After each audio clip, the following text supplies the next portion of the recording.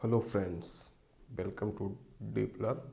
आज हम लोग हड़प्पा सभ्यता यानी सिंधु सभ्यता के 10 महत्वपूर्ण क्वेश्चन को डील करने वाले हैं। तो सबसे पहला क्वेश्चन है आज का, जो कि है हड़प्पा सभ्यता का सर्वाधिक मान्यता प्राप्त काल, यानी मतलब सर्वाधिक सबसे ज़्यादा मतलब जिस चीज़ की मान्यता दी जाती है तो उस समय का विवरण के बारे में हम लोग को बताना है। तो इसका आंसर हो जाएगा 2500 ईस्वी पूर्व से 1750 ईस्वी पूर्व, यानी बी ऑप्शन। और इसकी व्याख्या यानी एक्सप्लेनेशन भी देख लिया करेंगे आज से हम लोग। तो इसका एक्सप्लेनेशन है कि रेडियो कार्बन C14 जैसी नवीन विश्लेषण पद्धति के द्वारा सिंधु सभ्यता का सर्वमान्य तिथि 2500 ईसा पूर्व से 1750 ईसा पूर्व मानी गई है। सिंधु सभ्यता की खोज राय बहादुर साहनी ने की। सिंधु सभ्यता को प्रागैतिहासिक अथवा कांस्य युग में रखा जा सकता है। इस सभ्यता के मुख्य निवासी द्रविड़ एवं भूमध्य सागरीय थे। इसके बाद आज का दूसरा क्वेश्चन है कि सिंधु घाटी सभ्यता निम्नलिखित में से किस सभ्यता के समकालीन नहीं थी। तो आप लोग को इस क्वेश्चन में विशेष रूप से ये ध्यान देना है कि क्वेश्चन के लास्ट में पूछा जा रहा है कि किस सभ्यता के समकालीन नहीं थी। तो इसमें हम लोग देखेंगे मिस्र की सभ्यता, मेसोपोटामिया की सभ्यता, चीन की सभ्यता, ग्रीक की सभ्यता। इनमें से किसकी सभ्यता के समकालीन सिंधु घाटी की सभ्यता नहीं थी। तो इसका आंसर हो जाएगा ऑप्शन डी, यानी ग्रीक की सभ्यता। अब हम लोग इसका एक्सप्लेनेशन भी देख लेंगे कि सिंधु घाटी की सभ्यता मिस्र, मेसोपोटामिया एवं क्रीट यानी चीन की सभ्यता की समकालीन थी।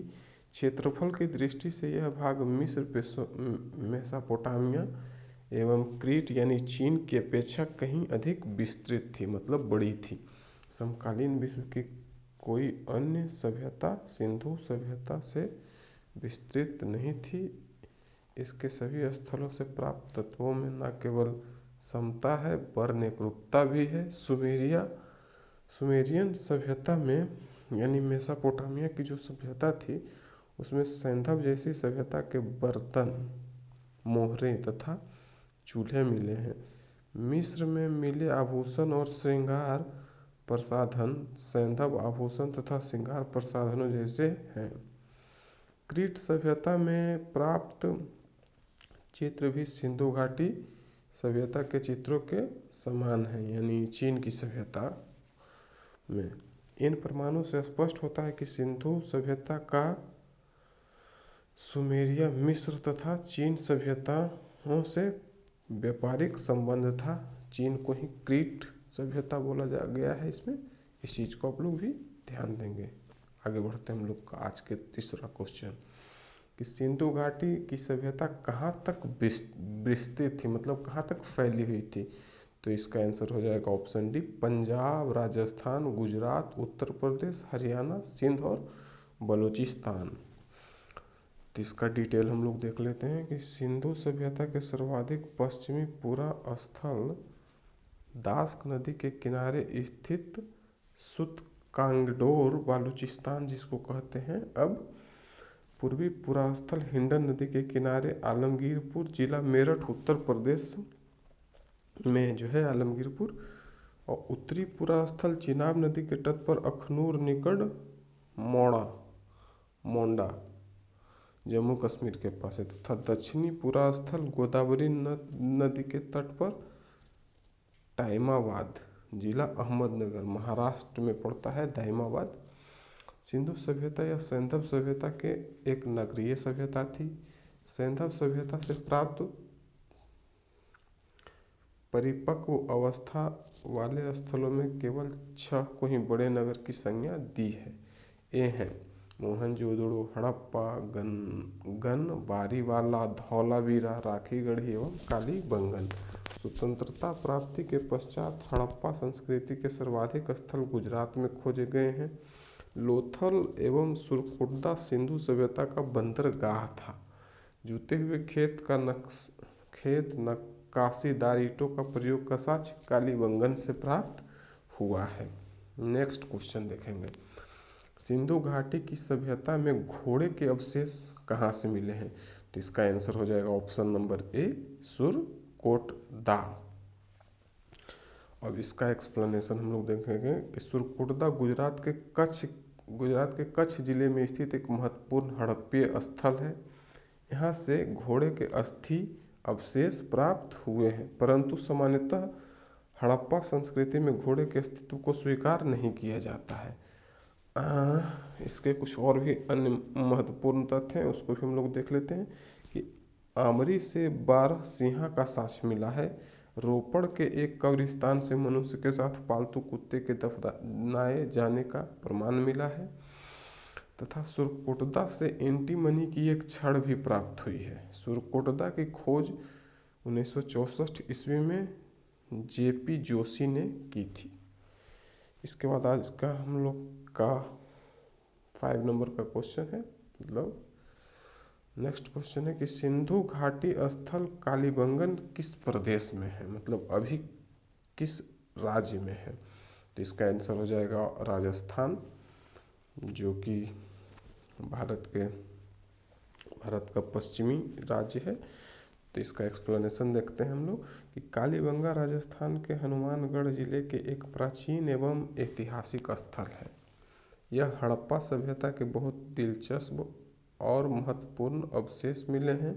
कालीबंगा एक छोटा नगर था। यहाँ एक दुर्ग मिला है। प्राचीन दसद्वती और सरस्वती नदी घाटी, वर्तमान में घग्गर नदी का क्षेत्र भी सैंधव सभ्यता से भी प्राचीन कालीबंगा की सभ्यता के पास पल्लवित और पुष्पित हुई, यानी वहीं पर डेवलप हुई, विकसित हुई। कालीबंगा 4000 ईसा पूर्व से भी अधिक प्राचीन मानी जाती है। सर्वप्रथम 1952 में अमलानंद घोष ने इसकी खोज की थी। बीके थापर एवं बीबी लाल ने 1961 से 69 में यहाँ उत्खनन का कार्य किया। इसके बाद हम लोग आज का 6ठा क्वेश्चन देखेंगे, जो है कि निम्नलिखित में से किस पदार्थ का उपयोग हड़प्पा काल की मुद्राओं के निर्माण के मुख्य रूप में किया गया था? तो इसका आंसर हम लोग सारे लोग जानते हैं कि ऑप्शन ए हो जाएगा, यानी सेल खड़ी। और एक चीज़ और देखिए कि ये सब जितने भी क्वेश्चन हैं वो कहीं न कहीं प्रीवियस एग्जाम में पूछे गए हैं। जैसे इस क्वेश्चन का एक्सप्लेनेशन हम लोग अब देखते हैं कि हड़प्पा काल की मोहरें मुख्यतः वर्गाकार थी, यानी स्क्वायर में थी, और सेल खड़ी की बनी होती थी। मोहरों में सर्वाधिक संख्या में एक श्रृंगी पशु की आकृति मिलती है। मोहनजोदड़ो से एक कांस्य से निर्मित नर्तकी की मूर्ति मिली है। सिंधु प्रदेश में भारी संख्या में आग में पक्की मिट्टी की मूर्तिकाएं टेराकोटा भी प्राप्त हुई हैं।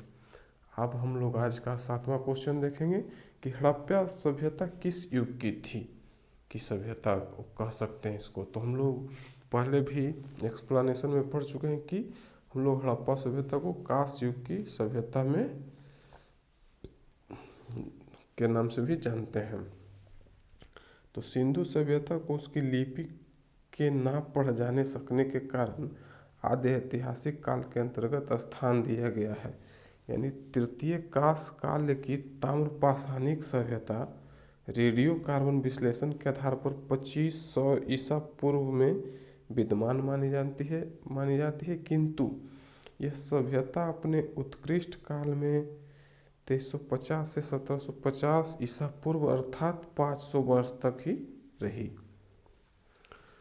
इसके साथ आज का हम लोग का 8वां क्वेश्चन देखेंगे हम लोग, सिंधु घाटी सभ्यता के लोगों का मुख्य व्यवसाय क्या था? तो सिंधु घाटी सभ्यता के लोगों का मुख्य व्यवसाय बिजनेस यानी व्यापार था। इस सभ्यता में किसानों और व्यापारियों का प्रभुत्व था। जिस कारण इस सभ्यता को कृषि वाणिज्यिक सभ्यता के रूप में जाना जाता है। हड़प्पा सभ्यता में अनेक फसल की खेती होती थी, जिसमें गेहूं और जौ प्रमुख थे। चावल का प्रयोग हड़प्पा काल में सीमित मात्रा में होती थी।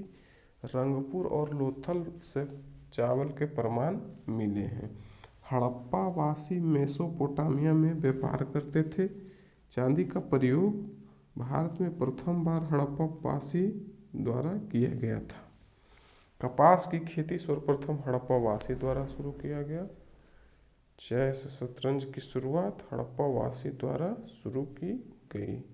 कपास को यूनानी लोग सिंडन कहते थे। आज का नेक्स्ट क्वेश्चन, हड़प्पा सभ्यता के निवासी थे।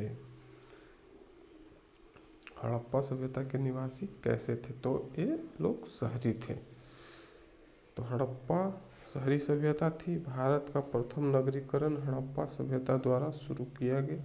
भारत में द्वितीय शहरीकरण गंगाधारी में 6ठी शताब्दी ईसा पूर्व में हुआ। वैदिक सभ्यता ग्रामीण सभ्यता थी। यह यावर यानी खानाबदोश व्यवस्था मानव के प्रारंभिक काल को दर्शाता है। शहर होने के लिए प्रथम शर्त में खेती के अतिरिक्त उपज होना अनिवार्य है। शहर उसे कहेंगे जहां 75% यानी 75% मानव जनसंख्या गैर कृषि में संलग्न हो। हड़प्पा अर्थव्यवस्था कृषि अधिशेष पशुपालन, उन्नत एवं हस्तशिल्प तथा समृद्ध आंतरिक तथा बाह्य व्यापार पर आधारित थी। आज का अंतिम क्वेश्चन यानी 10वां क्वेश्चन है कि सिंधु सभ्यता के घर किससे बनाए जाते थे? तो इसका आंसर सिंपल सा हो जाएगा, ईंट से। सिंधु घाटी के घर मुख्यतः ईंट से बनाए जाते थे। लकड़ी का भी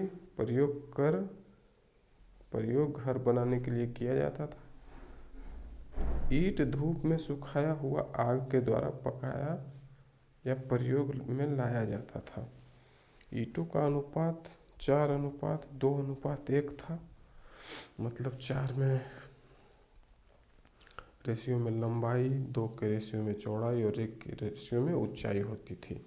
ईंट का प्रयोग अनेक आकार का करते थे। अलंकृत ईंट का प्रयोग प्रमाण कालीबंगन में मिला है। सिंधु घाटी की सभ्यता का सबसे पूर्वी सीमा मेरठ के हिंडन नदी तट पर आलमगीरपुर में था। तो इसी के साथ आज का हम लोग का 10 क्वेश्चन का जो सीरीज था वो खत्म होता है और हम लोग मिलेंगे नेक्स्ट वीडियो में 10 और महत्वपूर्ण क्वेश्चन के साथ। तब तक के लिए नमस्कार, मिलते हैं नेक्स्ट वीडियो में। जय हिंद।